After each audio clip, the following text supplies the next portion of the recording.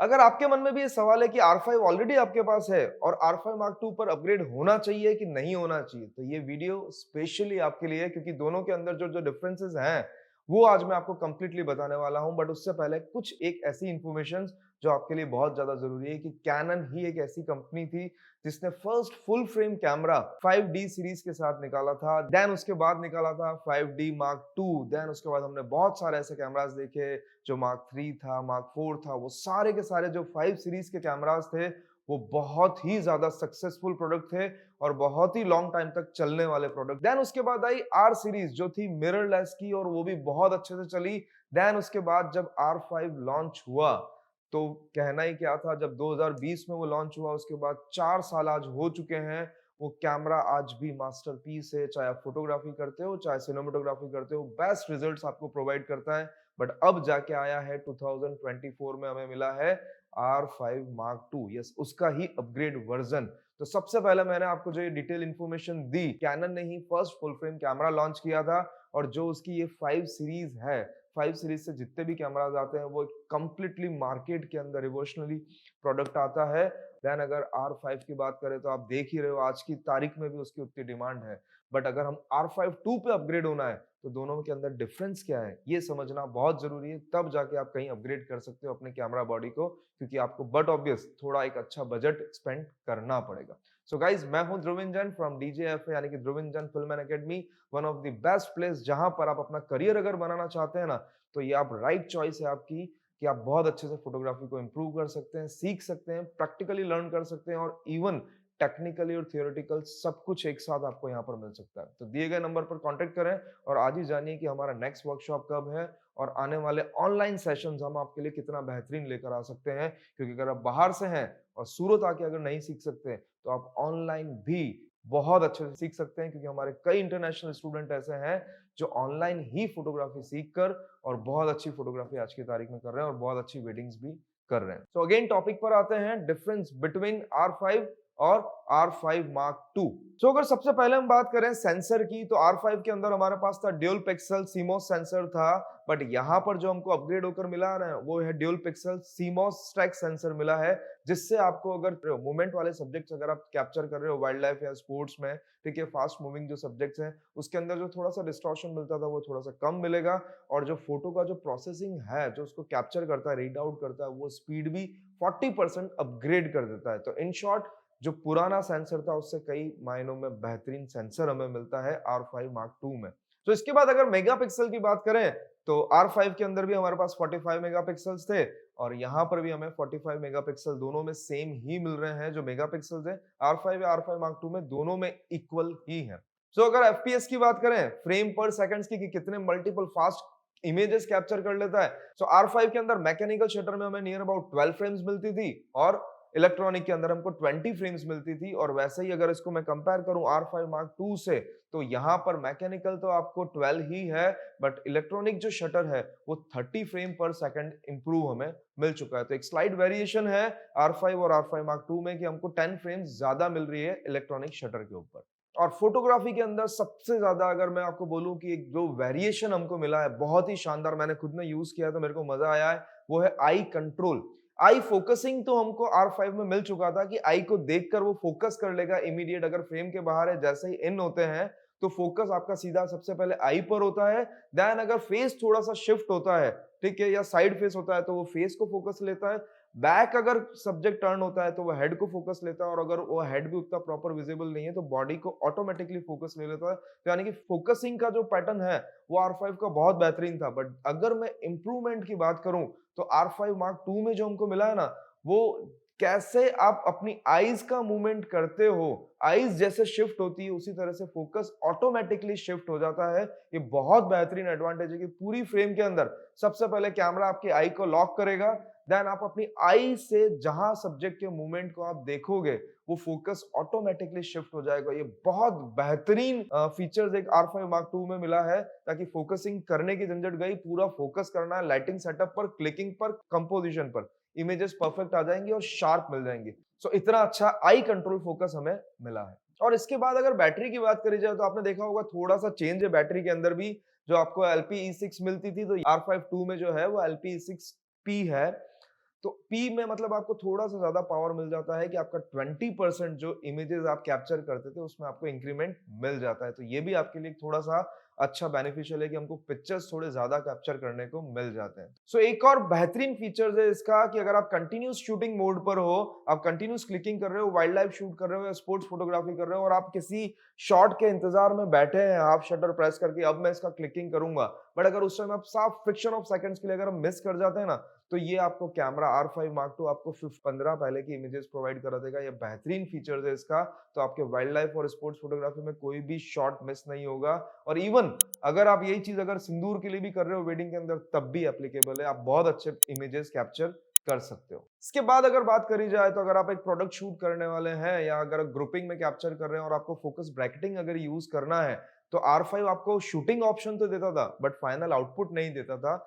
R5 upgrade होकर आपको final output भी इमीडिएटली ऑन कैमरा आपको रिजल्ट प्रोवाइड कर देता है। तो ये भी एक बेहतरीन फीचर्स है इसका। सो एक और बेहतरीन फीचर्स मैं आपको दिखाता हूं कि हम जो 45 मेगापिक्सल पर कैप्चर करते हैं ना, ये R5 में तो नहीं था फंक्शन, बट R5 II में हमें मिलता है कि हम जब 45 मेगापिक्सल पर कैप्चर करते हैं ना, तो इसके अंदर इंटरनल प्रोसेस आप मेनू में जाके चेंज कर सकते हो। तो आप इसको अपस्केलिंग कर सकते हो 180 मेगापिक्सल तक। तो ये एक फीचर्स आपको R5 Mark II में मिलता है। आप इसका यूज करके कमेंट बॉक्स में मुझे बताना कि ये फीचर्स आपको कैसा लगा है। तो एक और चीज फोटोग्राफी से रिलेटेड कि अगर आपको नॉइज रिडक्शन, कई बार हमको हायर आईएसओ शूट करना होता है एज ए वाइल्ड लाइफ हो या हम स्पोर्ट्स फोटोग्राफी कर रहे हो या फिर हम वेडिंग शूट कर रहे हो, लो लाइट शूट करना होता है, तब हमको आईएसओ अगर इंक्रीज करना पड़ रहा है, तो इस कैमरे के अंदर R5 II के अंदर आपको इन कैमरा नॉइज रिडक्शन मिल रहा है, जो आपको 2 स्टॉप तक नॉइज रिडक्शन रिड्यूस करके देगा। यानी कि अगर आप 6400 पर अगर आप शूट कर रहे हैं, ठीक है, 6400 आईएसओ पे आप शूट कर रहे हैं,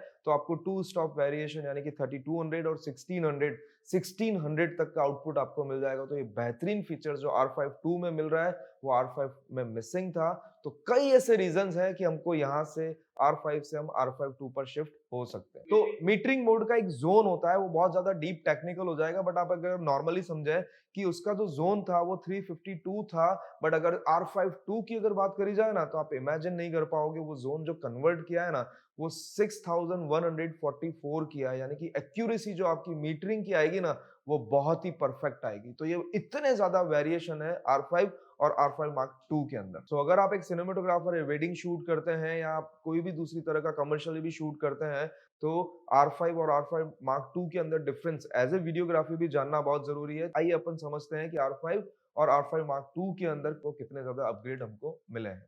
सो अब अगर हम बात करें वीडियोग्राफी के बारे में, तो सबसे पहली चीज R5 के अंदर आपको फुल एचडी मिलता है, 2K 4K और 8K तक आपको मिलता है। तो सेम पैरेलली आपको R5 II के अंदर भी फुल एचडी से लेके 8K तक की रिकॉर्डिंग आपको इसमें मिल जाती है। अगर आप 8K पर शूट कर रहे हो तो रॉ पर शूट होगा, रॉ पर शूट होगा तो आप वो 8 बिट जो आपका है वो 10 बिट की जगह आपका 12 बिट मिलेगा। तो बहुत अच्छे कलर्स आप वहां पर एनहेंस कर सकते हैं। सो ये दोनों में सिमिलर ही है, इसमें कोई ज्यादा वेरिएशन नहीं है। बट यहाँ पर वेरिएशन क्या है वो मैं आपको दिखाता हूं कि R5 के अंदर जब हम स्लो मोशन शूट करते थे, यानी कि हाई फ्रेम रेट जब हमको शूट करना होता था, तब हमको मैक्सिमम मिलता था 120 FPS।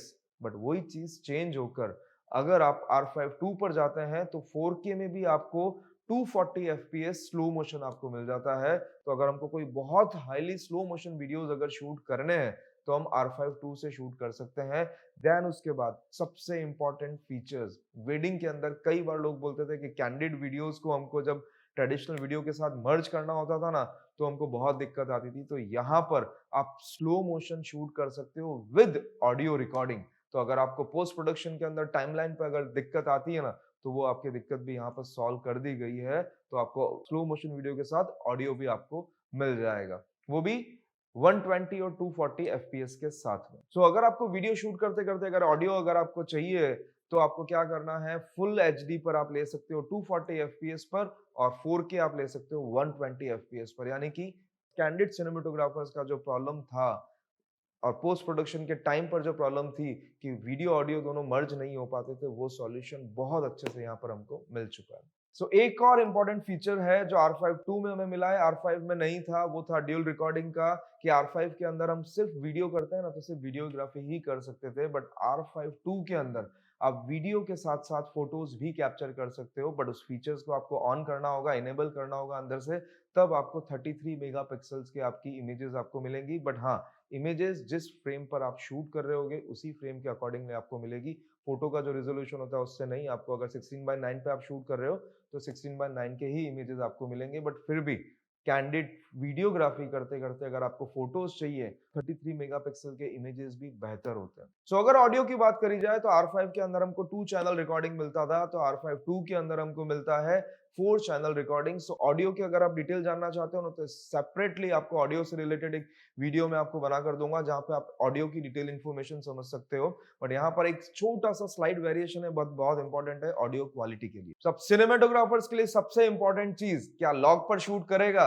यस, R5 के अंदर हम शूट कर सकते थे लॉग 3 पर, आपको मिलते थे दो ऑप्शंस, लॉग 1 और लॉग 3। बट R5 2 में आपको जो मिल रहा है ना, वो मिला है लॉग 2, यानी कि आपको मिली है कंप्लीटली 16 स्टॉप की डायनामिक रेंज, जिससे आपको शेडोज का कंप्लीट डिटेल मिलेगा, हाईलाइट का कंप्लीट डिटेल मिलेगा। अब चाहे उतनी अच्छी कलर ग्रेडिंग आप पोस्ट प्रोडक्शन के अंदर कर सकते हैं, शेडोज को मैनेज कर सकते हैं, हाईलाइट को मैनेज कर सकते हैं। तो ये डिफरेंस सबसे ज्यादा इंपॉर्टेंट है जो R5 के अंदर आपके पास लॉग 3 था, बट R5 2 के अंदर आपको मिला है लॉग 2। अब जैसे आपको फोटोज के अंदर प्री रिकॉर्डेड फोटोज मिले थे ना, उसी तरीके से आपको वीडियो के अंदर भी प्री रिकॉर्डेड वीडियो मिल जाएंगे। वो कैसे कि इसका एक ऑप्शन अगर आप इनेबल करके रखेंगे तो 3 से लेके 5 सेकंड तक का पहला अर्लियर वीडियो भी आपको रिकॉर्ड करने को मिल जाएगा। तो ये आपके लिए वेडिंग के लिए भी इंपॉर्टेंट है, वाइल्ड लाइफ कोई भी आप शूट कर रहे हो, स्पोर्ट्स फोटोग्राफी, सभी के अंदर ये फीचर्स आपके लिए बहुत काम आने वाला है। सो अगर इसके प्रोसेसर की अगर बात करी जाए ना, तो डिजिट X हमको मिलता था R5 के अंदर, और R5 2 के अंदर भी हमको सेम प्रोसेसर ही मिल रहा है डिजिट X। बट इसके अंदर एक चीज और एडिशनल ऐड करी है, वो है डिजिट एक्सेलेटर, जो हमारे ह्यूज जो डेटा होता है ना, उसको भी प्रोसेस करने में हेल्प करता है, स्पीडली और स्मूथली वो प्रोसेस हो जाता है। इसलिए ये एक बहुत अच्छा वेरिएशन है जो डिजिट X सेम प्रोसेसर के साथ जो डेटा को एक्सेलेरेट करता है ना, वो प्रोसेस जो R5 2 में दिया है, उससे हमारा डेटा बहुत स्मूथली प्रोसेस्ड होकर हमें मिल जाता है। तो जनरली जब हम वेडिंग के अंदर शूट कर रहे होते हैं तो बहुत सारे चैलेंजेस आते हैं कि कपल के साथ दूसरे कई लोग बीच में आ जाते हैं और हमारा फोकस शिफ्ट हो जाता है। तो यहाँ पर आप एक चीज सेट कर सकते हैं R5 2 के अंदर कि पीपल फेस प्रायोरिटी आप सेट कर सकते हो, कि पर्टिकुलरली उनका इमेज कैप्चर कर लो और उसको एज ए प्रायोरिटी आप सेट कर लो। तो जैसे ही फ्रेम में आएंगे ना, फोकस उनके ऊपर शिफ्ट हो जाएगा। ये फंक्शन R5 में मिसिंग था, बट R5 2 में हमें मिलता है कि एज अगर आप कैंडिड सिनेमेटोग्राफर हो ना, तो ये फीचर्स आपके लिए बहुत यूजफुल होगा जब आप वेडिंग शूट करते हैं। एंड देन IS की अगर बात करी जाए, इमेज स्टेबलाइज की, तो R5 में हमको मिलता था 8 स्टॉप तक का, और R5 2 के अंदर थोड़ा सा इंप्रूव किया है, वो है 8.5 तक का। तो जिससे हम हैंडल्ड भी अगर शूट कर रहे हैं ना, तो वीडियो के शेकी होने के चांसेस बहुत कम हो जाते हैं। तो जब वीडियो की अगर बात करी जाए, तो सबसे पहली चीज R5 के अंदर बहुत लोगों को ये चैलेंजेस थे कि हीटिंग इशू आता था, बट यहाँ पर आपको वो कंप्लीट सॉल्यूशन मिल चुका है। R5 में भी वैसे सॉल्यूशन मिल चुका था इसका, बट अगर यहाँ पर एक कूलिंग फैन अटैच किया हुआ है जिससे आप कंटिन्यूअसली शूट कर सकते हो, कैमरा जो हिट होने का इशू था ना स्लो मोशन पर, वो इसमें नहीं आएगा। एंड देन अगर इसके बाद दूसरी बात करूं ना, कि हम रेगुलर अगर कंटिन्यू शूट करते थे, कोई लंबा फंक्शन चल रहा है, ठीक है, और वहां हम शूट करते थे, तो 29.59 पर हमको स्टॉप कर देना होता था वीडियो, यानी कि ऑटोमेटिकली स्टॉप हो जाता था। बट R5 2 के अंदर आप कंटिन्यूअसली वीडियो शूट भी कर सकते हो। तो ये सबसे इंपॉर्टेंट और सबसे प्यारे दो बेनिफिट्स हैं। यहां तक आपने इतने सारे फीचर्स देखे होंगे, आपको लग रहा होगा वीडियो कितना लंबा है, क्योंकि इतने ही ज्यादा फीचर्स हैं, इसमें वेरिएशन है, तो बट ऑब्वियस है मुझे आपको ये बताना बनता है। बट एक और मोस्ट इंपॉर्टेंट फीचर्स, अगर आप टेक्निकली अगर साउंड हैं और डीपली अपनी इमेजेस को अगर आप देखते हो और एनालिसिस करते हो ना, तो ये डिफरेंस आपको समझ में आएगा कि जब हम R5 या दूसरे कैमरास में जब शूट करते थे, तब हम फोकस ब्रीथिंग करके एक चैलेंज फेस करते हैं। वो क्या होता है कि डिस्टेंस के अंदर अगर सब्जेक्ट है कि एक आगे है और एक पीछे है, तो जैसे ही बैक से हम फ्रंट फोकस लाएंगे ना, तो आपने स्लाइड अगर नोटिस किया होगा, फ्रेम के अंदर भी स्लाइड वेरिएशन आ जाता है, तो वो उसको कहा जाता है फोकस ब्रीथिंग, कि हमारा फ्रेम हल्का सा चेंज हो जाता है। बट ये जो सॉल्यूशन है, ये आपको R5 2 के अंदर आपको सॉल्यूशन मिल चुका है, यानी कि ये जो फ्रेम्स जो चेंज हो रही है ना, वो R5 2 में नहीं होगी, वो आपको एकदम परफेक्टली मिलेगी। अगर आप टेक्निकली साउंड हो, ध्यान से एनालिसिस करते हो अपनी फुटेजेस को, तो ये प्रॉब्लम जो आप R5 में फेस कर रहे थे ना, वो आपको R5 2 में नहीं मिलेगी। ऐसे बहुत सारे क्लासी वेरिएशन हमको R5 और R5 2 के अंदर मिले हैं। तो ये इतने सारे फीचर्स मैंने आपके सामने एक्सप्लेन करके बताए हैं। इसके कंप्लीटली प्रैक्टिकल वीडियो एक और वीडियो मैं आपको डेडिकेटेड करूंगा कि जो रिव्यू वीडियो होगा R5 II और R5 का कंपैरिजन भी होगा और रिव्यू भी होगा, जो वेडिंग के अंदर प्रैक्टिकल करके दिखाऊंगा।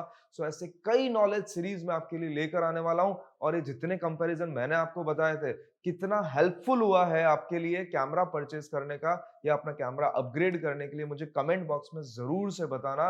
और जब नया कैमरा अगर परचेज करो ना, तो इंस्टाग्राम पर DJFA ऑफिशियल को टैग करना मत भूलना, और सब्सक्राइब कर लेना आज ही इस चैनल को, ताकि ऐसे कई नॉलेजेबल जो सीरीज आगे आने वाली हैं वो आप उसको मिस ना करो। तो गाइज मिलते हैं नेक्स्ट वीडियो में।